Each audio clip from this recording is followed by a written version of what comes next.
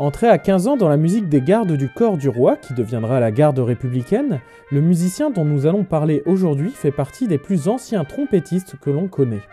Né en 1799, il aura su apporter à la trompette une dimension pédagogique jusque-là plutôt légère.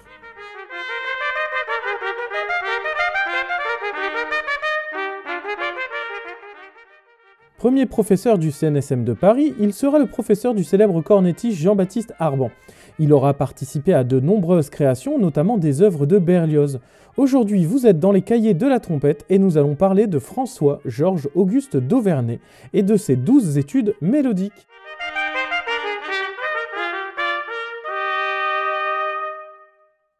Tout d'abord, quelques rappels biographiques. D'Auverney est né en 1799 à Paris. À 12 ans, il commence le corps pour finalement s'orienter quelque temps après vers la trompette. Il suit l'enseignement de son oncle Joseph David Bull, trompettiste occupant plusieurs fonctions militaires auprès des gardes du corps du roi Louis XVIII, mais également à l'opéra. D'Auverney intégrera la musique du roi à 15 ans seulement et restera engagé jusqu'en 1830. Entre-temps, en 1820, il réussit sur concours à intégrer l'Académie royale de musique, c'est-à-dire l'opéra, à seulement 21 ans. C'est à travers ce poste qu'il pourra essayer toutes les évolutions à venir de notre instrument. De la trompette naturelle au cornet à piston, d'Auverney sera amené à suivre l'évolution rapide et à travailler notamment avec des luthiers comme Kreutzer ou encore Adolphe Sax. En 1833, Cherubini, directeur du Conservatoire de Paris, lui demande de prendre en charge la première classe de trompette qu'il vient de créer. D'Auverney restera professeur au Conservatoire jusqu'en 1869. C'est au cours de ces années, et notamment autour de l'année 1856, qu'il publiera sa grande méthode pour trompette qui deviendra vite la référence en France et à l'étranger. C'est dans cette méthode que l'on découvre les 12 études mélodiques dont nous écoutons la première.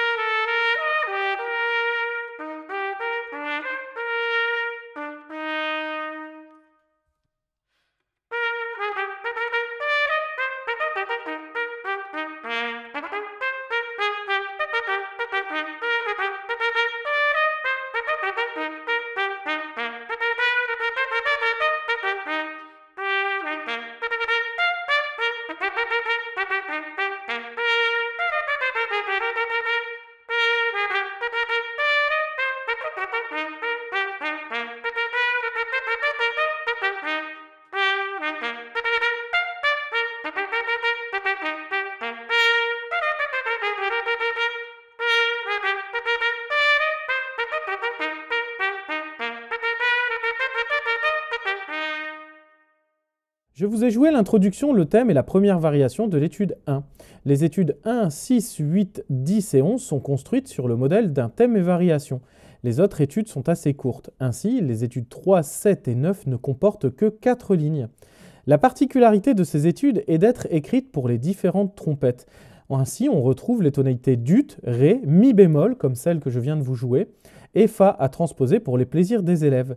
Je vous propose maintenant d'écouter l'étude numéro 5 en intégralité, la seule écrite pour trompette en ut.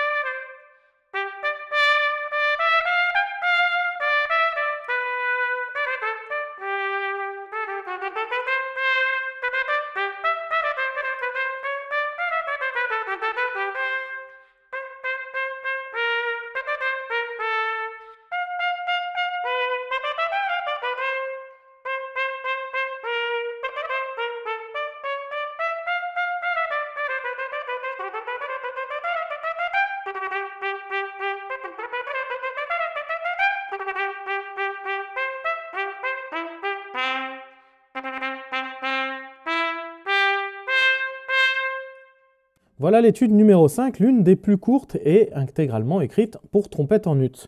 Dauvergne écrira également de nombreux duos et trios, et notamment pour trompette militaire, c'est-à-dire trompette naturelle en ut qu'il affectionnait beaucoup.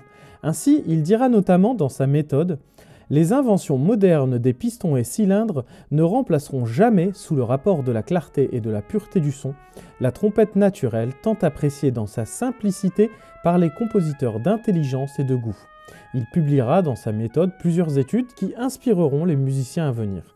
Jean-Louis Couturier, compositeur et trompettiste, a consacré un billet sur son site à Dauvergne, que je vous mettrai en lien. Je ne peux m'empêcher de vous citer l'une de ses phrases. Témoin privilégié de son temps, Dauvergne vivra le siècle de la révolution industrielle, où les aspects de la modernité affecteront bien des domaines, dont celui de la facture instrumentale en plein essor. À cet égard, il participa activement à la transition technologique entre tradition et modernité, par son implication personnelle, tant artistique que pédagogique. Dauvergne peut, à juste titre, être considéré en France comme le père de l'école moderne de la trompette. Acteur de premier plan de la vie musicale en France au XIXe siècle, François-Georges-Auguste Dauvergne restera comme un artiste complet qui s'est voué tout au long de sa carrière à la défense de son art. Doté d'un esprit curieux et moderne, il est un maillon essentiel dans l'action concrète qui favorisera l'émergence et la reconnaissance du monde des cuivres en général et celui de la trompette en particulier. Fin de citation. Dauvergne mourra en 1874. Il signera avant sa mort l'autorisation de publication de la méthode de son élève Jean-Baptiste Arban, en compagnie d'artistes prestigieux tels que Meyerbeer ou Émile Perrin. On le voit d'ailleurs dans l'édition moderne où ils ont repris les avant-propos, vous avez la signature de Dauvergne. Avant de vous diffuser un extrait de l'étude numéro 10, je voudrais vous citer la phrase de conclusion que Dauvergne a ajoutée à la fin de sa méthode. « Notre œuvre consciencieuse est achevée. C'est aux professeurs que nous confions le soin d'en propager l'étude et nous avons le ferme espoir que cette pièce de collaboration de leur part tournera au profit de l'instrument pour lequel cette méthode a été composée. »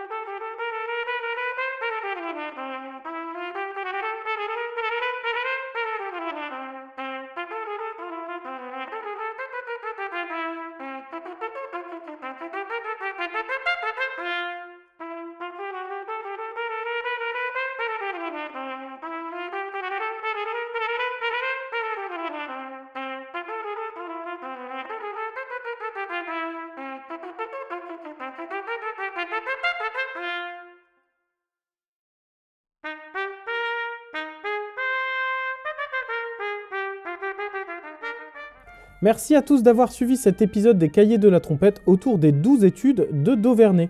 Ce recueil non présent dans la sélection initiale a été ajouté sur une proposition de Ralph Hansen à la suite de l'épisode sur Roger Voisin et je l'en remercie. N'hésitez pas à m'envoyer vos idées, je pourrai intégrer certaines d'entre elles dans les épisodes. Vous retrouverez les liens en description. J'espère que cet épisode vous a plu. Si c'est le cas, n'hésitez pas à le partager, à en parler autour de vous. Je vous invite à suivre l'émission ainsi que le blog et l'application Trompette Actu pour ne rien manquer des actualités du monde de la trompette. Sur ce, je retourne faire un peu de détaché après ces belles études et je vous dis à très bientôt pour le prochain épisode. C'était Fabien Flamand pour les Cahiers de la trompette, l'émission qui dépoussière les vieilles études de trompette.